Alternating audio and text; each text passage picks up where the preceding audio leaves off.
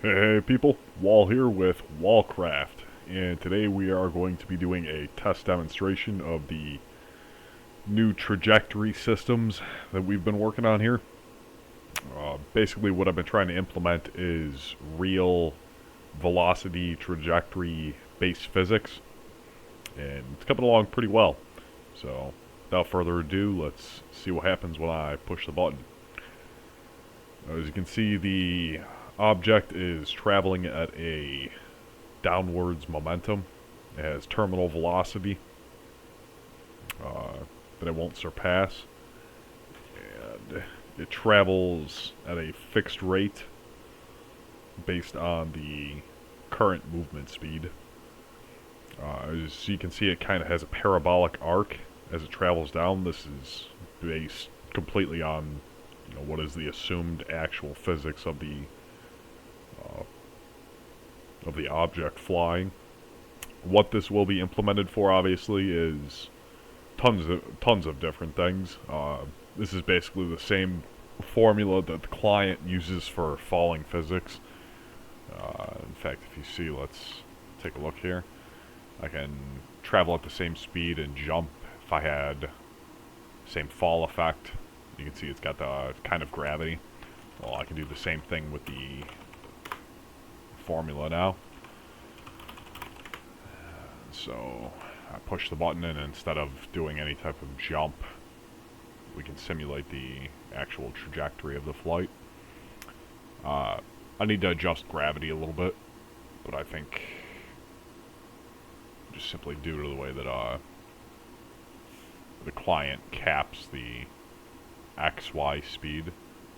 Yeah, I'll nail the formula to match the exact jump of a character and use this to essentially enable bots and NPCs to travel.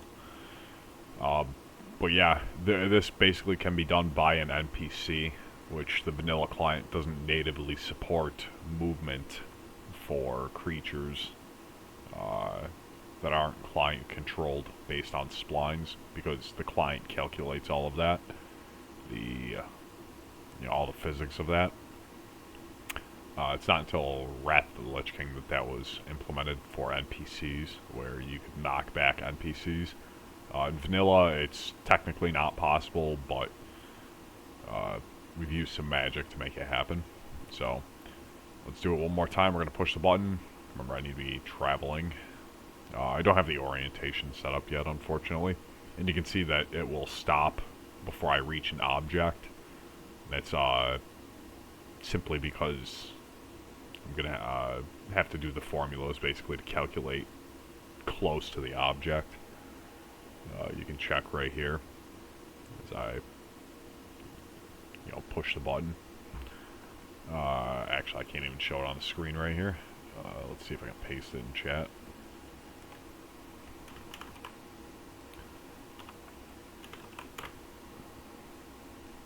Of course, it's not even going to let my character talk. Yeah, there we go.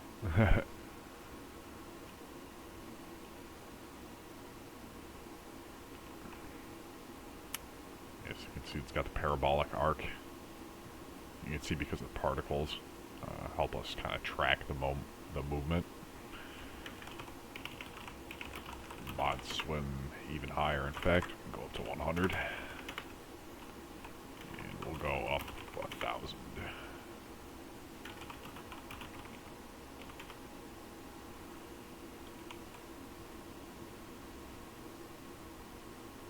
Let's see where we travel now. You can see on the map where we're flying through.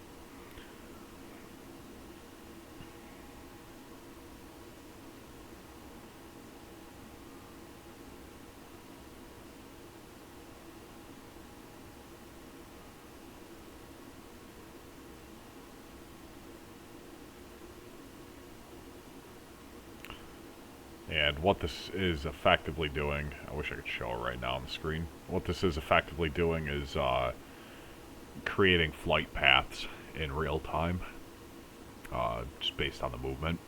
And these functions will have tons of different uses. I can assign it to basically a spell that will sequence the locations into movement paths that the players can effectively store in their session. So you'll be able to sequence different things and then basically macro it to your character, so your player AI will be able to perform sequences.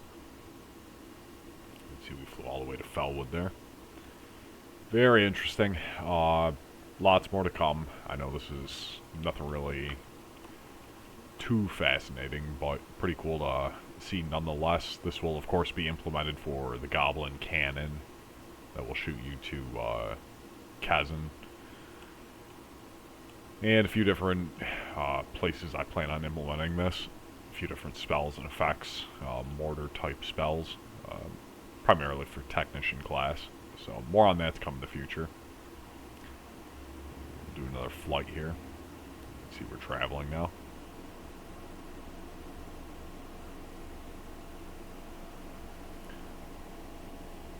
I wish I had screen capture and not client capture. Where am I right now?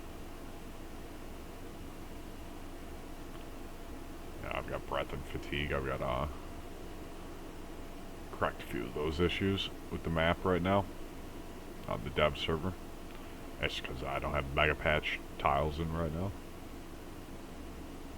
This whole area is expanded out with new mapping. Still flying. Gravity's kicking in though. You can see the arc that we're taking right now, and we will be able to technically travel all the way out here.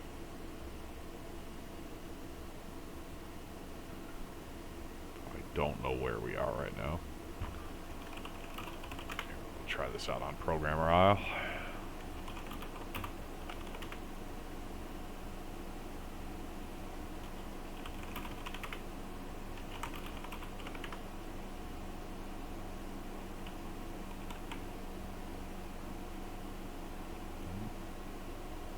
I didn't modify my speed. Do a slow fall.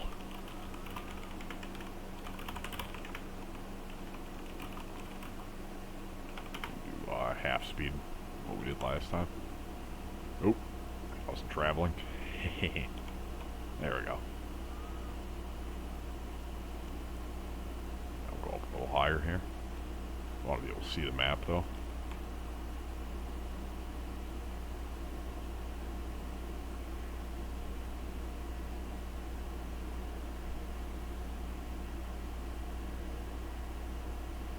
Very nice.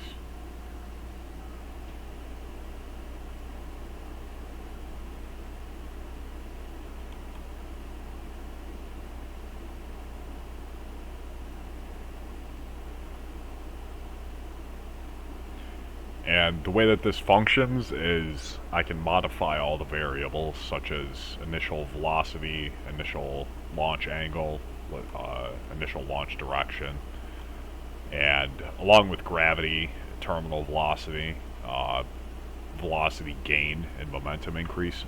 So I could create things that travel faster as they start flying because they gain, more and more velocity.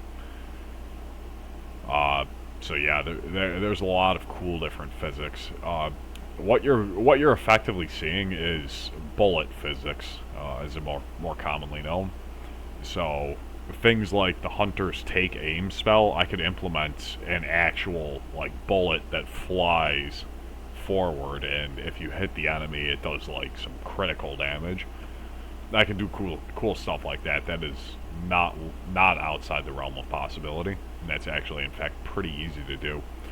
If I wanted to go fully overboard, I absolutely could turn the 1.12 vanilla client into a first-person shooter. That really wouldn't be that hard, especially if it was using a cracked client that had modified frames and LUA. I could even put a first-person shooter HUD, crosshairs, all that stuff, and literally create a first-person shooter in the client. So very interesting things that we can do with this in terms of World of Warcraft gameplay.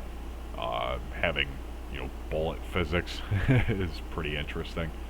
As you can see, I've got the flight path of what you would expect from pretty much a bullet here. So, very interesting. It's all mostly done through ray casting, obviously.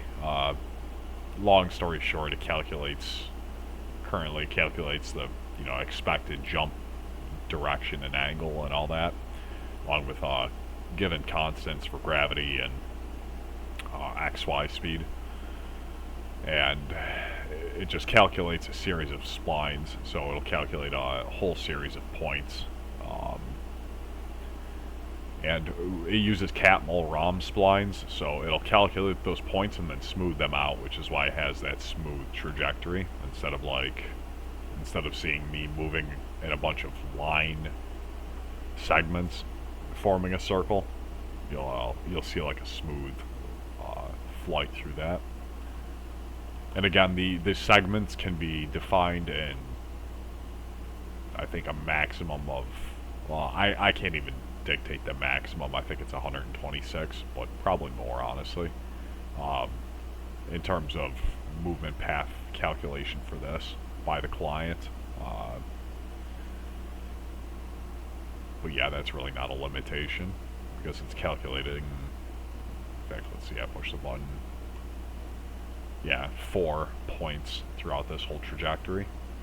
And basically what it would need to do is, yeah, see how it didn't calculate that terrain there? That's because the positions of the 2 points. I was actually very happy to see that I could intersect some terrain here. Let's try and do that again. Yeah, do some terrain intersection. Oh yeah, I can even fly through the tower. In fact, let's do that. Yeah, there we go. See, so you can effectively have real bullet physics too. Like I said, the way it is working is basically casting a ray out, just like an invisible ray that you don't see, and it detects what objects are in the way. So I haven't added object detection quite yet, but it's basically how I handled the wood cutting for survival skill. So I can add that for, let's say I was making a first-person shooter, I could add that for, like, let's say a tank missile, like a tank cannon shot might penetrate through a building, whereas a rifle bullet might not. So I could add collision detection, obviously, for the objects that are in flight, and depending on the object's definition,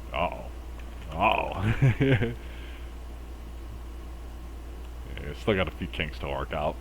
The reason that happened is because there's probably no terrain underneath this object, and I was standing inside the object and not moving forward while I use that. So we can actually see if there's any terrain under here, or if they clip the terrain.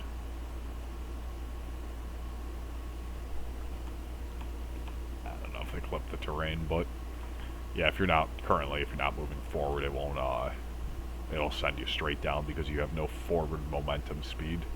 So it's using speed of 0. Yeah, pretty funny. Alright, now this one is scary. Not so much. Yeah, you can see how it starts angling. It's because I have a low base speed currently, since I'm not in flight mode. So with like a swim speed of 1, very slow swim speed, you can see how it moves and then it's curving at an angle. Yeah, very interesting. This has taken quite a few days to work on though, and implement properly. It's still not implementing properly in full because I need to calculate for different speeds. I also need to calculate for the way that your forward momentum is kind of like a constant fixed rate in World of Warcraft, and that can be tested with slow fall versus fall effects. It's not quite what this formula is, but I'll nail it down over the next few days. The variable velocity, though, is really what I need to figure out how I'm going to handle, because that's going to take a few separate equations.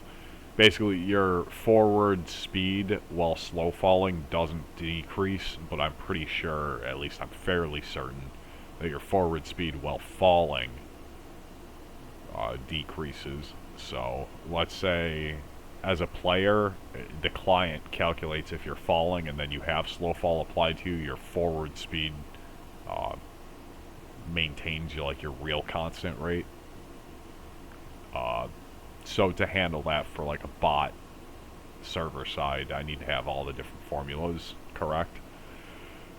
But for other effects, new effects, things that aren't trying to simulate pre-existing things, obviously I have way more leeway with the physics. You can see like this would be like the physics of somebody throwing a rock like 5 feet over a bridge. Very interesting. Let's do mod swim 50. You can see a lot more speed, a lot more velocity, traveling a lot further with a lot less curvature. If I go up higher, I can do it even further. You won't have much reference point to see. Currently, if I get too close to the terrain, it'll stop pathing. Or if I go out of the bounds of the map, it'll stop pathing. Yeah, you can see the last point calculated was close to map bounds. We can tele to go to Ogrimmar and do this. I don't know, this video's kind of dragging on, but I've been working for many, many, many hours on this stupid crap. So, just for whatever meme uses we're going to find with it.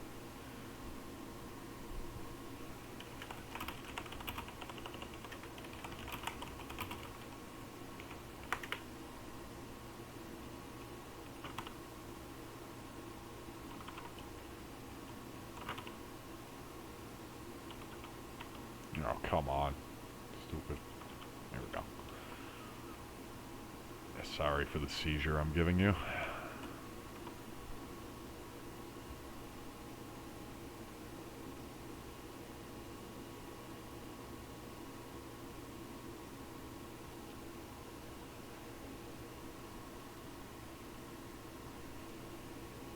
And I just got this working, like, literally 5 minutes before this video began.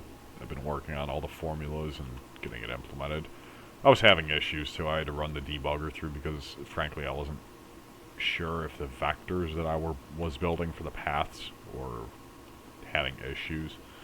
I will say this, I am terrible with math. I'm like math of a, I don't know, some stupid analogy. I'm terrible with math, so I relied on some chat GPT to figure out the exact physics equation used to calculate, bullet velocities and stuff. And that took quite a few tries, because honestly I don't think I really understood exactly the type of formula I needed. It kept giving me just like random crap. It kept giving me formulas for trajectory in a 2D environment. But obviously this is a 3-dimensional environment. The way that X, Y, Z coordinates are mapped is kind of weird for the client. So trying to get like the right physics formula was a real pain in the ass. I don't think I can switch scenes while recording. Let's see. Can I? Screen. Okay, I did. Let's see. Pull up some of the code here. Let's look through the code here. So yeah, first steps are just confirming that everything is going to return the correct values, making sure everything is valid, clearing any pre-existing paths, and then we create some vectors.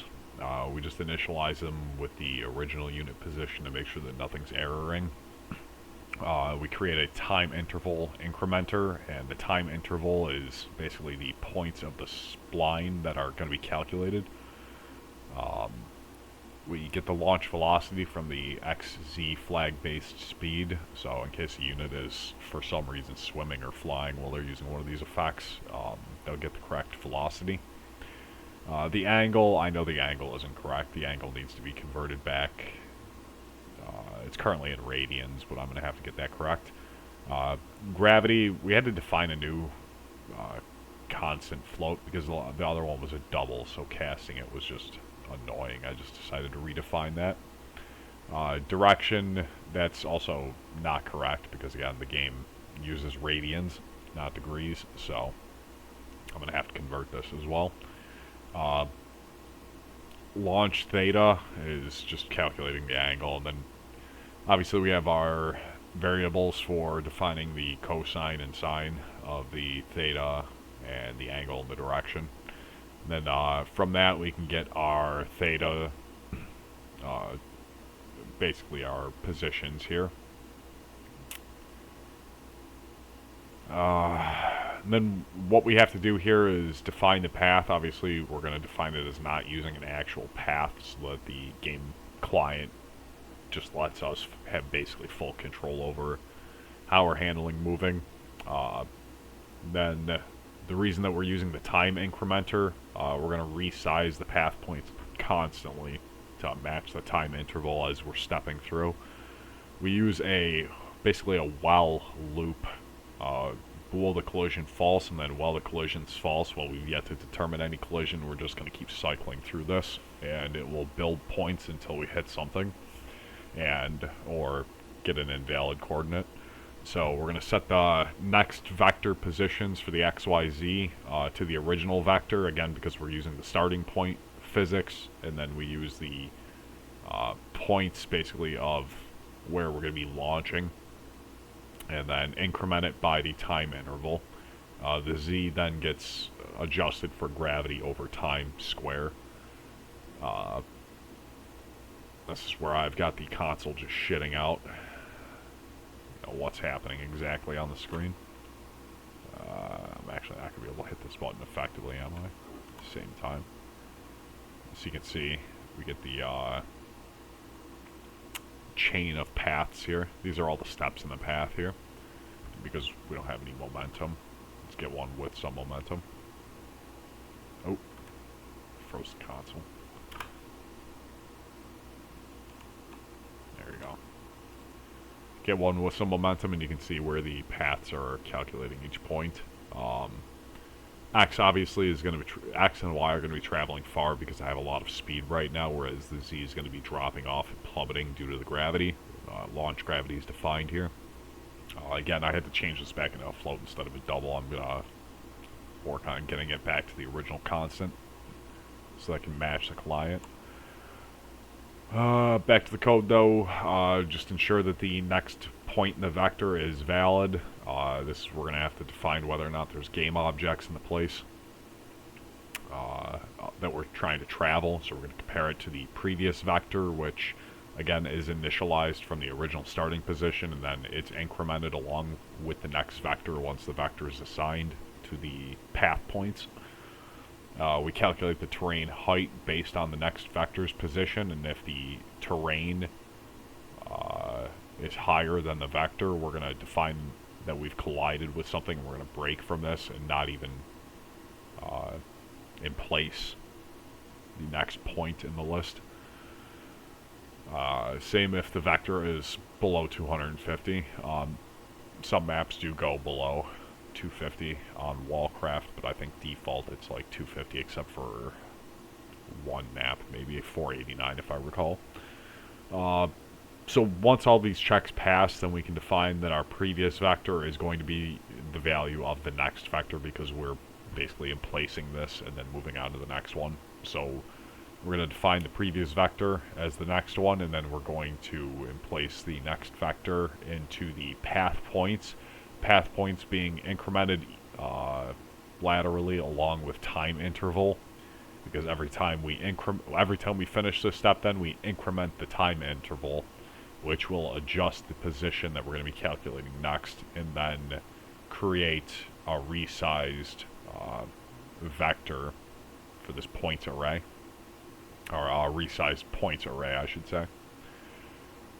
So we go at the end, once we've emplaced this, we're going to ensure that the time interval is within bounds. It shouldn't ever go above 20. I think 20 is the client limit, but we're just using int 8, so we're just going to ensure that it's within that range. And then we resize the points array to be time interval plus 1, because we're going to be in placing a new point into the list. So that will repeat until we hit something, and then once we hit something, we're going to break. It will bool the collision to be true, and then we can resize the paths points once more to match the time interval, and that will give us this lovely list. Let's hit that. Am I still recording the screen, hopefully? Yeah, there we go. So you can see we still have the list, obviously, getting spit out in the console. So very interesting, very interesting. I had to create tons of stuff for this. I can't even honestly fathom how much went into this. We can even step back through some of this. In fact, where did that come from? Motion Master, perhaps? No, point movement generator, there we go. Yeah, calculate jump off the effect movement generator.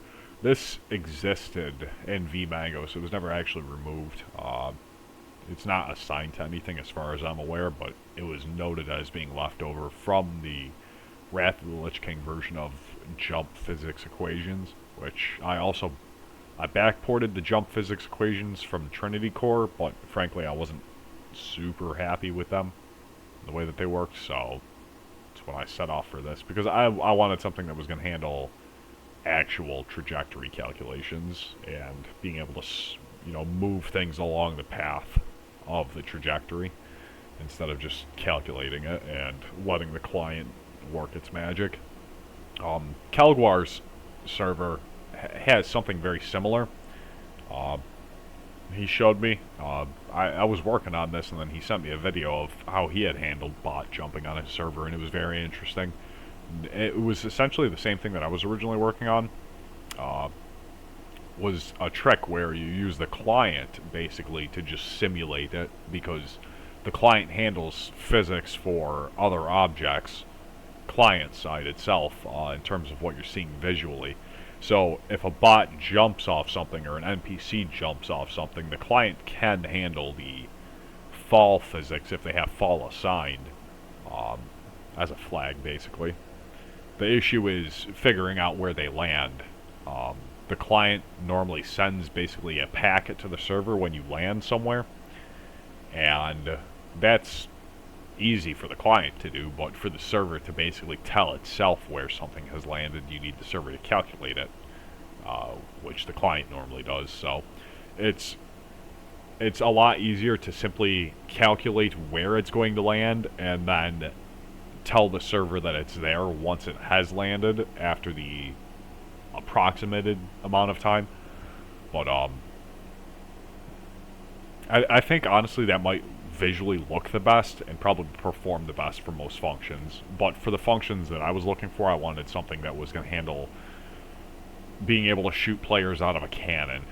So that was because that's how you get to Kazan. That's basically the stated way, is the giant cannon in Booty Bay is going to be able to be used to shoot goblins to the goblin starting zone. That's how goblins get there, with the giant cannon. So I have to basically simulate, and instead of just faking it with like a flight path or anything like that, I wanted the cannon to be able to shoot players anywhere, and it to simply be the optimal way to get to the goblin area. But you can use the cannon to shoot yourself to Winter Spring if you wanted.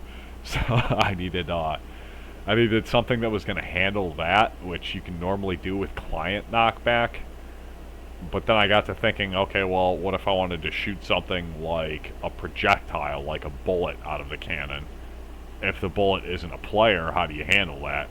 You know, And I thought of a bunch of wacky ways to do it, to handle it client-wise. I think the dumbest one that I had thought of was perhaps having like a fake client, or like a client basically attached to the server that would have all the calculations passed to this client. So it would be like a fake client, basically like one of my clients basically connected to the server at all times that would handle the calculations in the client as like an attachment to the server. I thought about that for a few minutes, but that was just really dumb. So I'm like, okay, no, I'll just make the server do it. So Anywho, I've been rambling for a while. Happy to show off this crap. It's still got a lot of work. It's going to be a lot of days ahead of me for this. So I have it, exactly where I want it. But lots of future possibilities and potential with this. Let's give it another go one last time. We're going to shoot it whatever direction it goes. It's probably going to head over here. Yeah, oh yeah, right in the valley. Let's see how far we can get through the valley. I'm probably going to hit the side there. Maybe not. Maybe I'll fly right through. Nope. Very fun. Very fun. Very fun. Oh, tiny. There we go. Well, subscribe for more content that will be coming soon, TM. Be on the lookout for the Mega Patch. The new player bot AI update comes along with the Mega Patch. I wanted to release the player bots first, but frankly, I'm just gonna need to wait until the Mega Patch. Basically, I got a bunch of other crap I gotta wrap up first before I even bother with doing that. So, be on the lookout. It's coming on the horizon.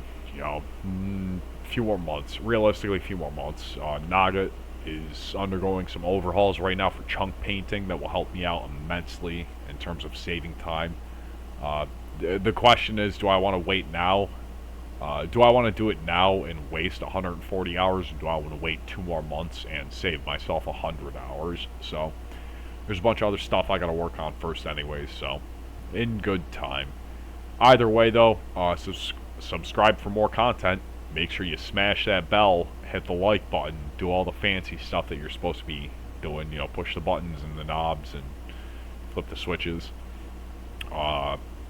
Be sure to log on to Warcraft and do the things in the game more so than on my Discord or on my YouTube channel comment section. In fact, if you have a complaint or a suggestion, I know the suggestions video, that was funny, but best place to place suggestions, honestly, is in game, because that means that you've logged on the game, so I at least know that your opinion's worth 2 craps. Either way, thank you, and I'll be back for more.